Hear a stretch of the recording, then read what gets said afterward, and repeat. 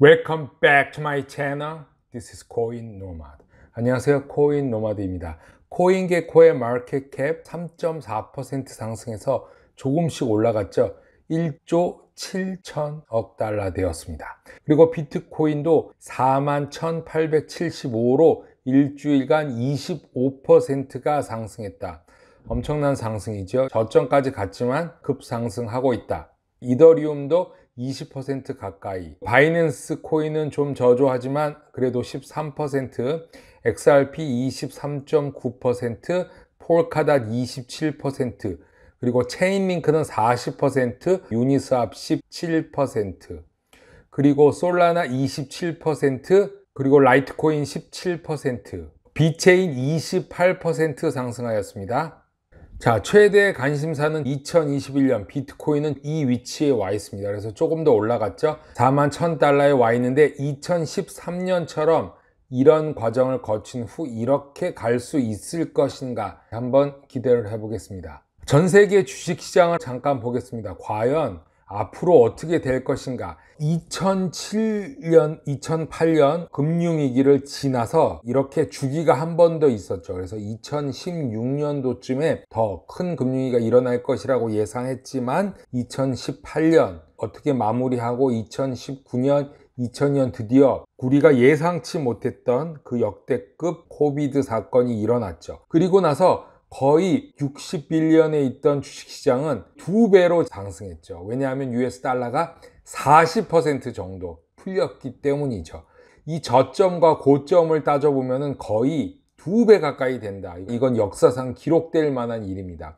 그런데 만약에 코비드가 안 일어났다고 하더라도 90조에서 116조, 즉 28조 달러가 상승했다. 코비드가 아니라도 상승할 수 있었던 그런 모멘텀이, 즉 코비드는 어떤 계획에 의해서 만들어졌을 수도 있다. 이런 생각도 그래프를 보면 가능한 것이죠. 90조에서 60조 떨어졌다가 60조에서 120조 가량 되는 이 진짜 스펙타클한 일들이 불과 몇 년 동안 일어났다. 그럼 향후 이게 어떻게 될 것인가? 주식시장은 이게 역대급 버블인가? 아니면 이제 시작하는 파티의 지금 초반부인가? 그럼 여기서 계속 올라가겠죠.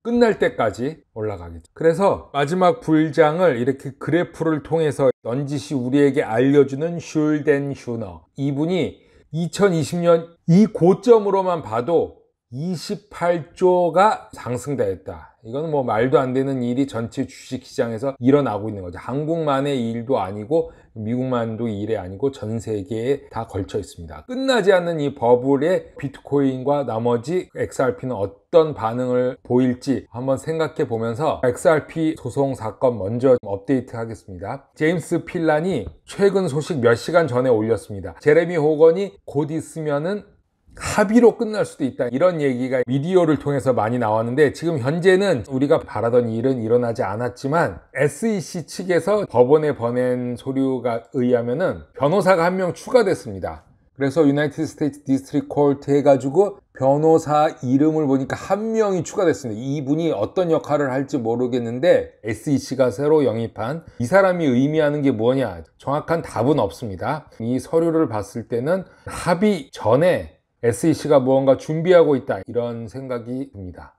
뉴투데이의 피터 시프 트윗으로 자기 견해를 말했는데 이거에 대한 내용은 무엇이냐, 마이크로스트레러지의 CEO 세일러가 7월 30일 글룸버그 TV 인터뷰에서 비트코인에 대해 자기 견해를 말하면서 비트코인을 영원히 보유하기를 희망한다. 즉 개인이 아니라 회사 차원인 거죠. 그래서 이런 말을 했습니다. 그랬더니 골드 에어가인 피터 쉬프트가 바로 트윗을 날렸습니다. 그 전에 마이크로스트레러지의 세일러가 어떤 얘기를 했냐, 앞으로 모든 정부, 은행, 기관 및 소매 투자자들이 예상대로 비트코인, 그 디지털 자산을 보유할 수밖에 없다. 그래서 미래의 부동산 이런 거에 대해서 언급을 했는데, 일단은 마이크로스트레러지 회사는 비트코인 오퍼링 제한이 2100만 개로서 지속적으로 비트코인을 매입할 것이다.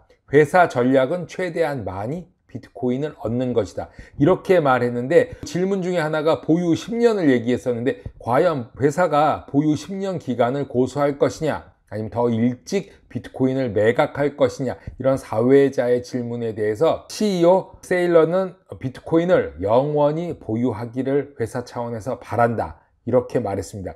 이 말을 하자마자 CF는 골드 에어가죠. 이분은 세일러에게 트윗을 보냈습니다. 완전히 미쳐버렸다, 이런 말을 보내면서 비난했는데, 비난에는 비트코인을 무덤까지 가져가기는 힘들 것이다, 이렇게 말했습니다. 그랬더니 이제 세일러는 또다시 응답을 했죠. 이집트 파라오가 무덤에서 금을 훔쳤다는 기사를 우회적으로 올리면서 죽은 후 아무도 금을 가져가기는 힘들 것이다 라고 비꼬았습니다. 이렇게 유명한 사람들끼리도 서로 트윗을 하면서 신경전을 벌린다. 최근에 SEC의 게리 갠슬러도 트윗을 하기 시작했고, 트윗으로 자기의 견해를 얘기하는 경우가 많이 있습니다. 이번에는 IMF와 엘살바도르 간에 서로 공방전이 있죠. IMF에 있는 그 수장 엘살바도르 대통령에 대해서 비난을 하고, 이거는 있을 수 없는 일이다, 그리고 국가가 붕괴될 것이다, 이제 이런 말도 하고 있습니다. 크리스탈리나 조르지바 국제통화기금 IMF 전문은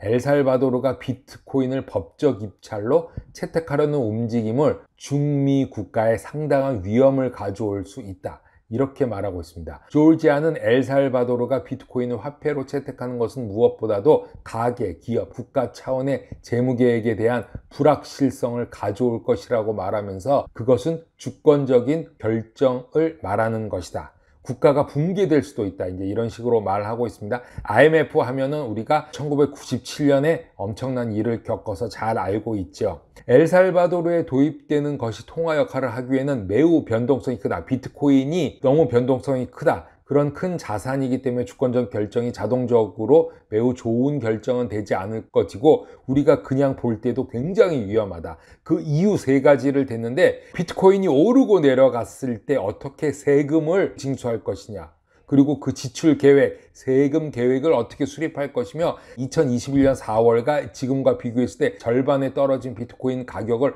어떻게 믿고 신뢰할 수 있는지 정부의 큰 문제라고 설명했습니다. 두 번째, 개인 소비자나 변동성이 큰 자산, 비트코인을 상품과 서비스를 판매하는 공급업체 등 어떻게 가격 계획을 세울 수 있냐. 세 번째, 이렇게 말했습니다. 저를 아시는 분이 환경을 매우 소중히 여기다는 것은 다 알고 있지만, 비트코인 문제 중에 하나가 채굴이다. 비트코인이 에너지 소비 집약적인 것을 다 알고 있지 않냐.